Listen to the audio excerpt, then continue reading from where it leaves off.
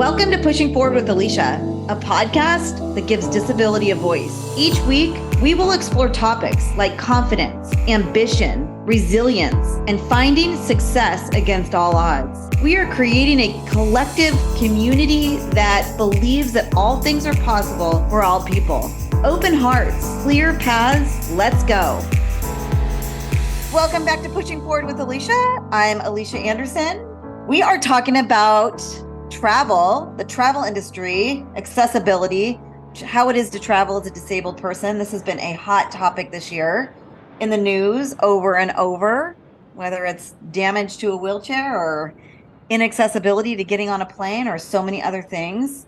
And this week there was this story that was all over the news. It went viral on TikTok. The story was titled, "Disabled Beyonce Fan Misses Show After Airline Can't Fit His Wheelchair on the Plane. Ableism Strikes Again." Dun, dun, dun. Ableism strikes a lot in the travel industry, we find as well. So we thought we would share a little perspective on that today. I've invited Marty on, my husband and business partner.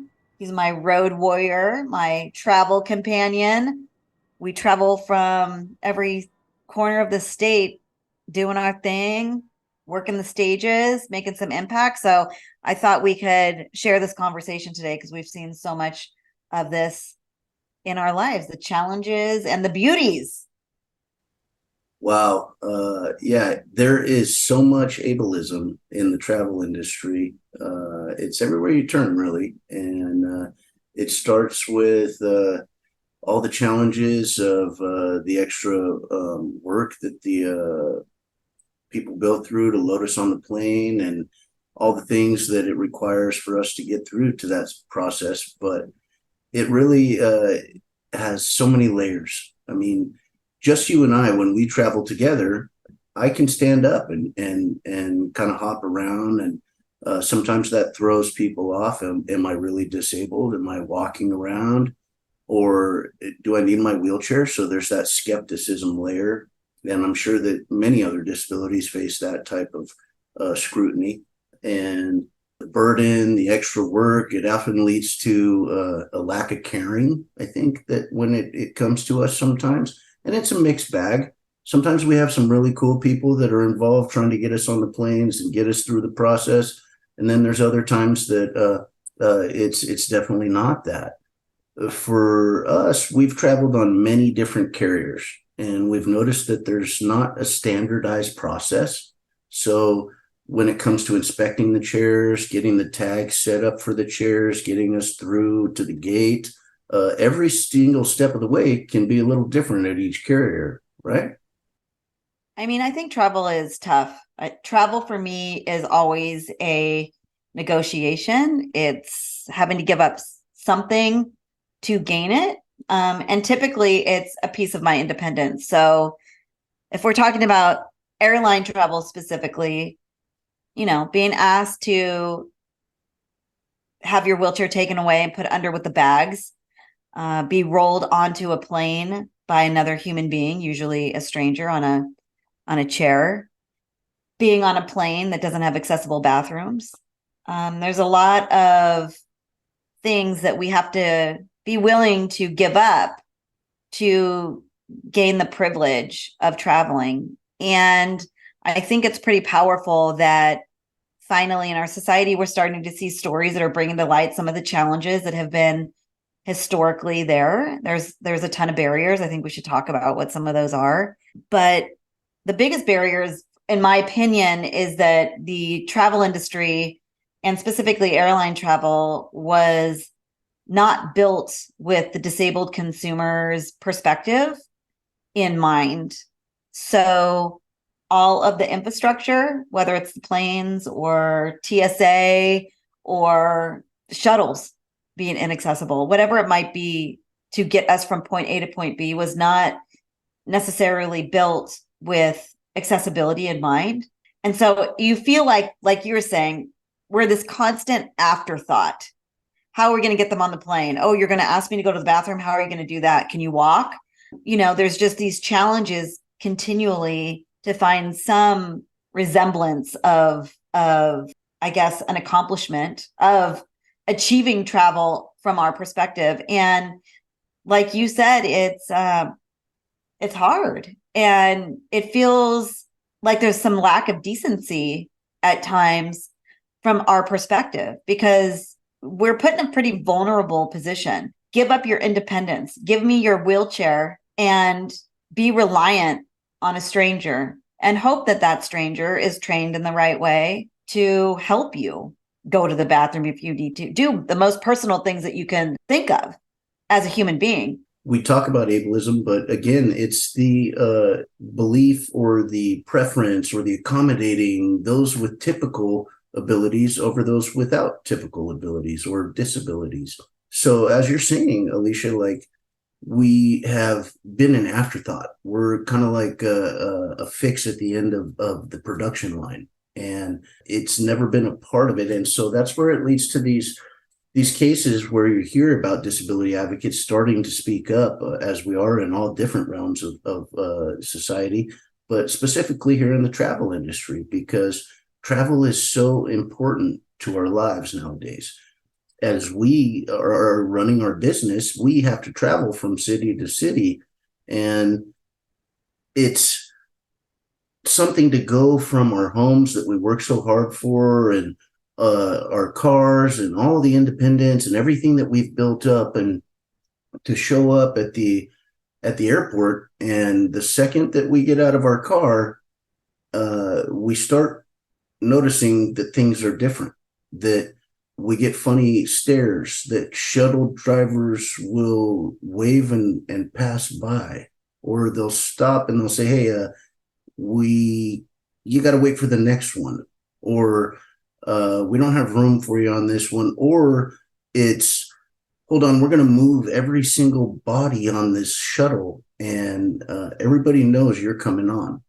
And then there's processes in place that are somewhat inhumane, in that they want to strap you down, and it's a 4.5 point system that is complete overkill in many instances. But we can't speak for all disabilities, but for us especially, it's we try to break those barriers down every chance we get. Let's talk about what are the specific things that you think is bringing this ableism into the travel industry.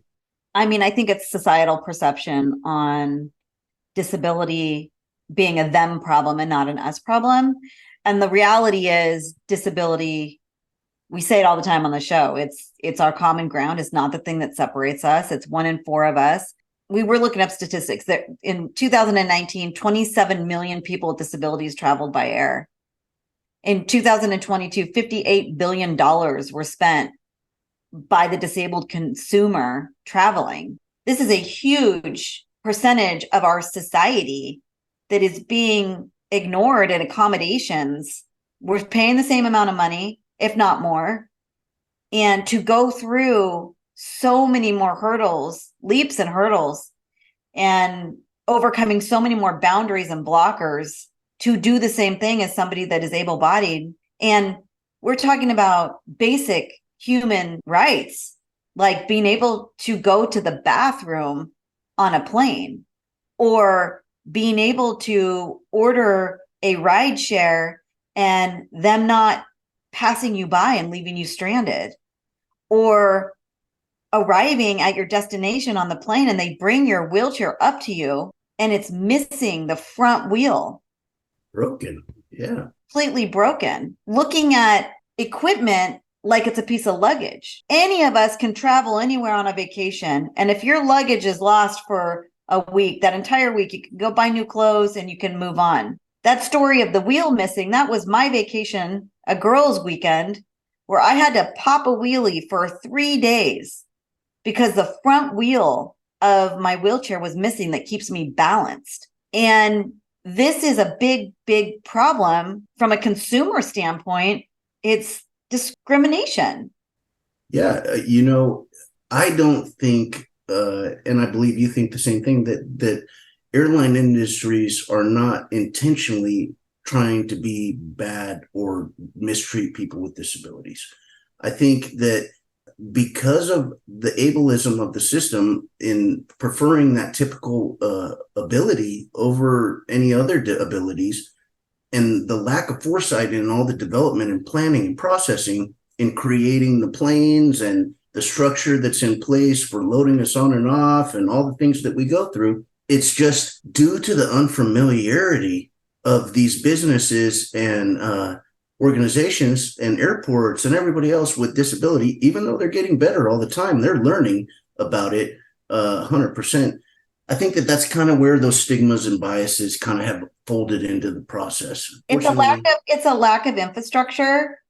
And because there's so many different people working in so many different departments that have to face the challenges of finding a way to fit us into a system that is completely inaccessible. And they're facing the time deadlines and trying to maximize the dollars that they're bringing in the door for their companies. And all of this we just talked about on our last trip. You're listening to Pushing Forward with Alicia. Thanks for listening today. If you have an episode idea, know someone I should interview, or have a story that needs to be told, reach out to me at aliciaanderson.com. That's ALYCIA Anderson with an O.com. Click on podcasts. Welcome back to Pushing Forward. I'm Alicia. We are talking about travel, the travel industry, accessibility. I've invited Marty on, my husband and business partner. Yeah, so we just were at an event, a conference. I was a keynote at a conference, and we were asked to give our Disabling Ableism keynote to the Society of Collegiate Travel and Expense Management. This was a massive opportunity. And when I had my first meeting with them and we were talking about some of my experiences in travel, this was a pitch meeting that I actually got emotional on when I was explaining to them the nuances and the things that we have to face that put us in a situation of being very vulnerable.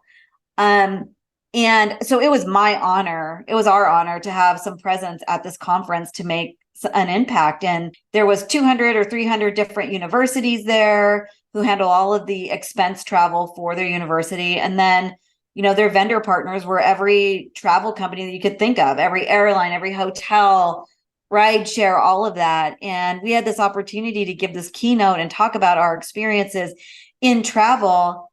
And there was literally people gasping in the audience when they were hearing some of the stories. And when we got done with our keynote, we were approached by company after company after company after company wanting to talk about it more. And what was surprising to me is a lot of the content that we were giving them felt like it was new to them. And so I think one of the biggest barriers is we need to be talking about this topic more. We need to be educating organizations and companies on the benefits of accessibility, the benefits of and return on investment of including a huge, massive part of our society, the disabled community, that $60 billion that's coming through the door, and how we start to do better in bringing some humanity to this process and bringing accessibility into the travel industry. They said that they don't get standing ovations very often, but you got them. And it was fun to speak with a lot of the different people afterwards, representing all these organizations, colleges, and all the people that are doing the travel and everything. And everyone agreed. We're at a very exciting time in the travel industry.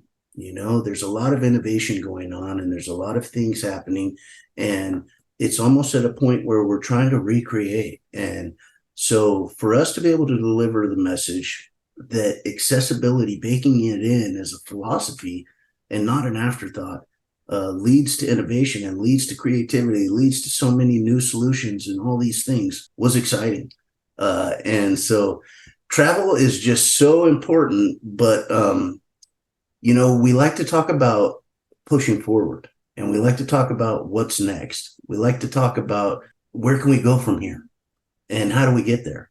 So what do you think an ideal situation would look like? We'd like to see more accessibility. We'd like to see products, services, infrastructure, technologies, the travel industry built to take all abilities in mind. So whoever the consumer is receiving an equitable experience. And we're starting to see some of those things happen in newer legislation that's been released. This year, the US Department of Transportation put out legislation that's going to require airline lavatories to be more accessible for wheelchair users within the next 10 years, which is a long time away. And we'll see how that all goes, but that's hopeful. And when Pete Buttigieg was discussing this legislation, I can quote him saying, "We are proud to announce this rule will make airline restrooms larger and more accessible, ensuring travelers with wheelchairs are afforded the same," keyword, same access, another keyword, and dignity, major keyword, receiving dignity as consumers of travel in public. This is so important. We all deserve to have dignity, whether we are traveling or we are at work or we are making our way in society. And it starts with giving access of independence. And that comes through accessibility in every way, shape, and form of it. So this is a super important topic. And I think we're going to keep seeing so much more on it as the years go by. And I'm hopeful that and excited that we're starting to see some of these very important conversations and advocacy come out of so many movements in front of our eyes today. Yeah, along with that exciting news about having restrooms that will be accessible, we've seen stories in the newspapers and airline carriers starting to develop seats where you can roll your wheelchair right on to the plane and sit in your wheelchair throughout the flight. For me, I'd love to see it be a more seamless process, that everybody is doing the same thing, that we don't need to be isolated into a pre-boarding or this type of situation where it creates that us versus them mentality, but rather allow for us to just board the plane at the same time as everyone else. But that would require that the aisle would be wide enough for us to make it all the way down the plane, that each seat would be accessible in the fact that we could just push our chair to it and hop right over or transfer in there. Or if we chose to sit in our wheelchair, have the seat go up and we just cruise right in. All of those types of things would be amazing. When you think about the TSA experience and how we often have to wait to be brought through and patted down in a very strange manner. Strange and invasive. It would be great if they had those machines that were wide enough or accommodated a wheelchair to just go in there and let's put our hands in the air like everybody else. And why not? There's so many opportunities for innovation for accessibility, especially in the travel industry. I think we're going to be seeing a lot more to come. So this is exciting, and we need to just keep using our voices and get in front of more of these travel companies, because that we definitely saw the impact this last week, and that was very exciting. I am so grateful that our business is giving us these personal experiences to see what is working, where we could do better. And the reality is travel brings so much joy to all of our lives, and we all deserve it. And I'm so happy that you and I have this experience to go create some opportunities for organizations, and in that we got to do some traveling around. So Marty, as we wrap this up, what's the pushing forward moment? Well, I think the pushing forward moment here in the travel is do the best you can with a smile. And even though things may not go the way that you like it sometimes, you really need to have compassion for one another out there. You need to be able to just do what you have to get through the day. And it's best to do it with a smile, not be grumpy. And it's okay to ask for accommodations. It's okay to ask questions as to why. People need to be able to give honest answers and have the ability to have those discussions to continue this movement in accessibilizing transportation. Well, Alicia, I'd like to turn it around on you this time and see what you have to say. I think the pushing forward moment when it comes to air travel is that we need to start looking through a wider lens. We need to start seeing people of all abilities. We need to understand that to do any better, we have to be willing to put in a lot of hard work together. But we're also going to realize and see that there's a lot of hard work that we need to do, but how much easier it can be done when we do it together. I like it. Thank you so much to all of our listeners and our Pushing Forward community that is out there. We see you every single week showing up for us. Please share this podcast within your own communities and within your own circles so we can continue to grow. We are in what? 22 countries. And Marty, thanks for being the best road warrior that a girl could ask for. I love you. I love you too. All right. Until next time, this is Pushing Forward with Alicia, and that is how we roll.